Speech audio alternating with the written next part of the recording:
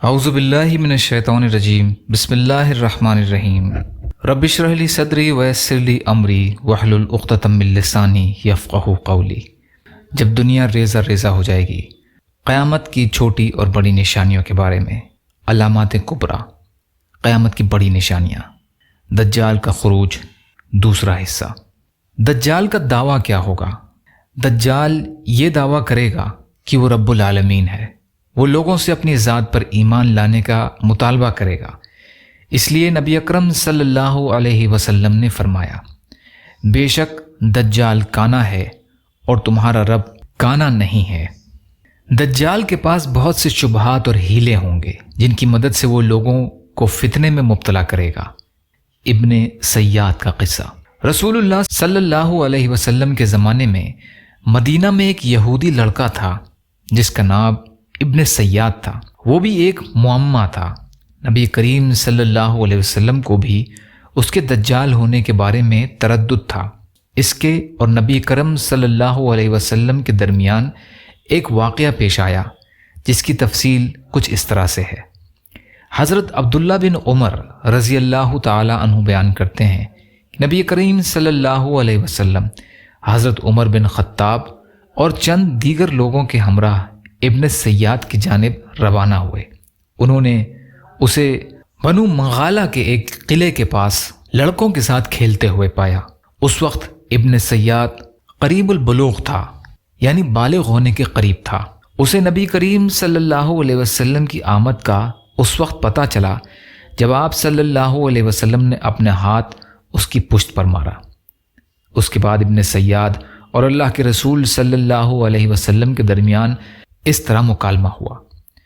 رسول اللہ صلی اللہ علیہ وسلم نے فرمایا، کیا تو گواہی دیتا ہے کہ میں اللہ کا رسول ہوں؟ ابن سیاد نے آپ صلی اللہ علیہ وسلم کی طرف دیکھا اور کہا کہ میں گواہی دیتا ہوں کہ آپ امیین یعنی ان پڑھ لوگوں یعنی اہل عرب کی طرف رسول بنا کر بھیجے گئے ہیں۔ پھر ابن سیاد نے اللہ کے رسول صلی اللہ علیہ وسلم سے پوچھا، کیا آپ گواہی دیتے ہیں کہ میں اللہ کا رسول ہوں؟ رسول اللہ صلی اللہ علیہ وسلم نے اس کی رسالت کا انکار کیا اور فرمایا، میں اللہ اور اس کے رسولوں پر ایمان لاتا ہوں۔ اس کے بعد اللہ کے رسول صلی اللہ علیہ وسلم نے ابن سیاد سے ایک اور سوال کیا اور فرمایا، تجھے کیا نظر آتا ہے؟ ابن سیاد نے کہا، میرے پاس سچا اور جھوٹا آتا ہے۔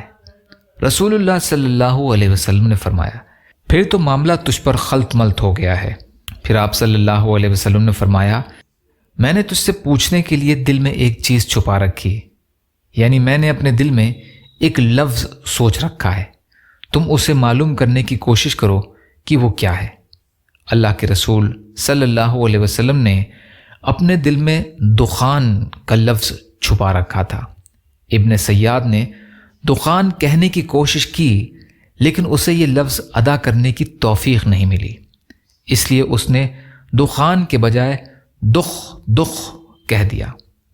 دراصل ابن سیاد کے پاس کچھ جن تھے جو اسے چیزوں کی خبر دیتے رہتے تھے۔ جن بھی اس لفظ کو صحیح معلوم نہ کر سکے جو نبی اکرم صلی اللہ علیہ وسلم نے اپنے دل میں چھپایا ہوا تھا۔ ابن سیاد نے کہا کہ وہ دخ ہے۔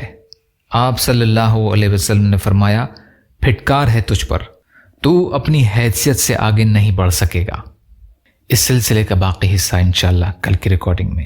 یا اللہ ہم سب کو کہنے سننے سے زیادہ عمل کی توفیق عطا فرما۔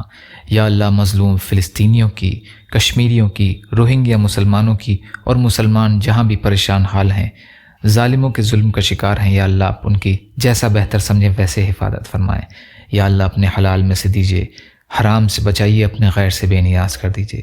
یا اللہ ہمارا خاتمہ کلمہ خیر پہ نصیب فرمائیے۔ یا اللہ آپ قادر مطلق ہیں، آپ کے لیے ہر چیز آسان ہے، ہمارے لیے بھی آسانیاں پیدا فرمائیے۔ یا اللہ جو مانگا وہ بھی عطا کر دیجیے، جو بھول گئے ہوں اپنے فضل کرم سے عطا فرمائیے۔ ربنا تقبل منا انک انت السمیع العلیم وتب علینا انک انت التواب الرحیم برحمتک یا ارحم الراحمین۔ لا الہ الا اللہ محمد رسول اللہ۔ السلام علیکم۔